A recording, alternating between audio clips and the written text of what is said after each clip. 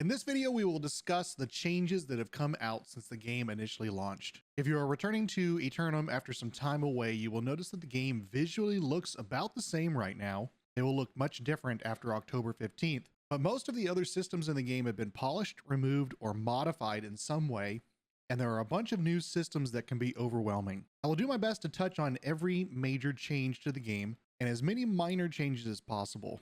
But if you feel I left anything out, leave a comment below. And even if I didn't leave anything out, comment below to tell me what your favorite change has been. The first big change you will notice is that the overall leveling experience is much more enjoyable, both with your trade skills and your character progression. Quests have been grouped together to provide an easier time of clearing main quests and side quests, and you no longer need to run halfway across the map to talk to somebody to then run back to quest in another area. Also, leveling experience itself has been changed to make leveling easier both with your character level and trade skills. The second big change comes in your ability to traverse the map. Even though they did a good job of grouping quests together, there will still be times when you need to travel from one side of the map to the other. If you are heading back to a region you have explored, fast travel costs pennies compared to what it once cost.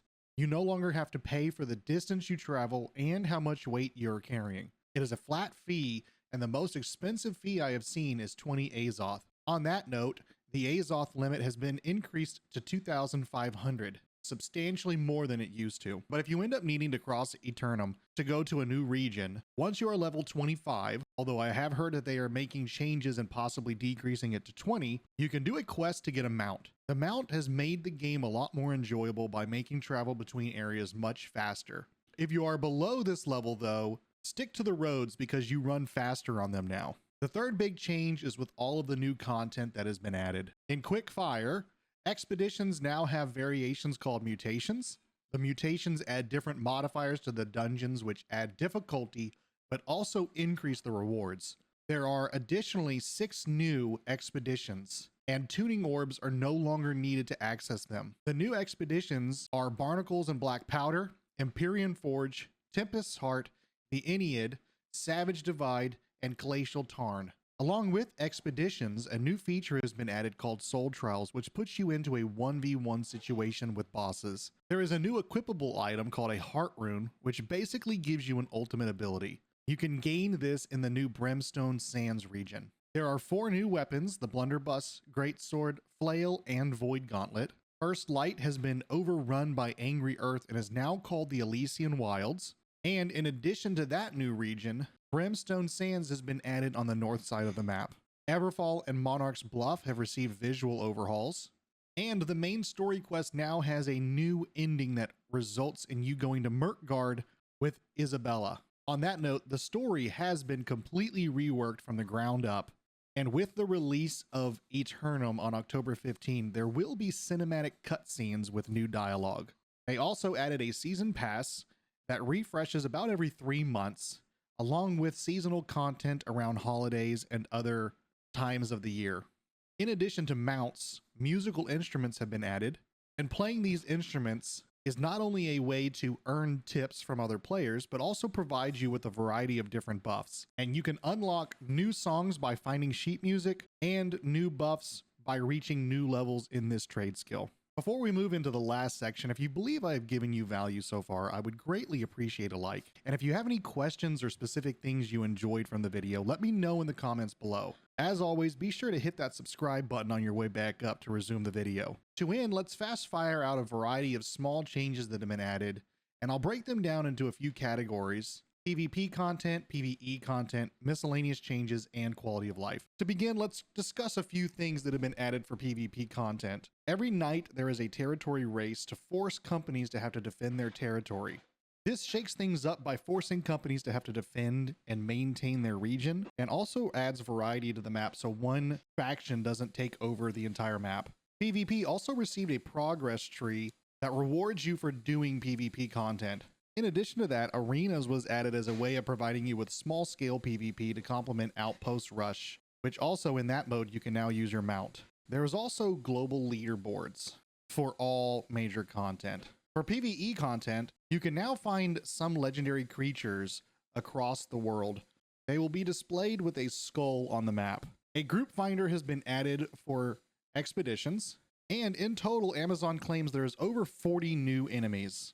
For quality of life changes, the cost of maintaining your home and their overall cost of taxes has been substantially decreased. Long gone are the days of paying 1,000 gold a week to keep your home. Also, your first home will receive a 5,000 gold discount instead of a flat 50% discount.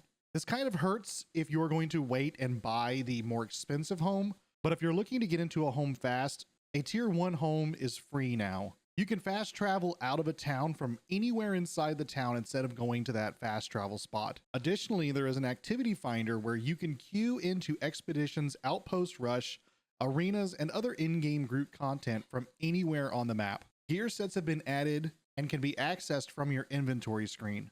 Additionally, your inventory screen is now broken into 3 tabs: armor, weapons, jewelry, and consumables on the first tab, instruments, tools, and bags on the second, and your mount on the third. You can also access your inventory and upgrade menu while you are running. A transmog system has been added which lets you change the appearance of your gear for a currency. Cross-server matchmaking has been added to make it easier to find groups, and a group finder has been added to expeditions. Lastly, we'll discuss miscellaneous changes. And to start it off, there have been so many bug fixes that it is honestly too many to say. Be sure to check your build if you are coming back, because there's a chance a lot of that build has been changed and it may not be viable any longer. Reagents have been merged into 1 tier per refining type. The max level is now 65. Your gear score max is 700, but that will become 725 with the Aeternum release. And your trade skill maxes are now increased to 250. In addition to that, your trade skills now have aptitude levels after reaching the max cap, and this rewards you with a chest of items that kind of complement along with the trade skill in which you receive the aptitude point. All of the storage sheds and trading posts have been linked, and you are freely able to move supplies from one storage shed to another, as well as buying supplies from anywhere on the map and it being transferred directly to you instead of to a different region. You can see all of the various different regions whenever you access your storage shed.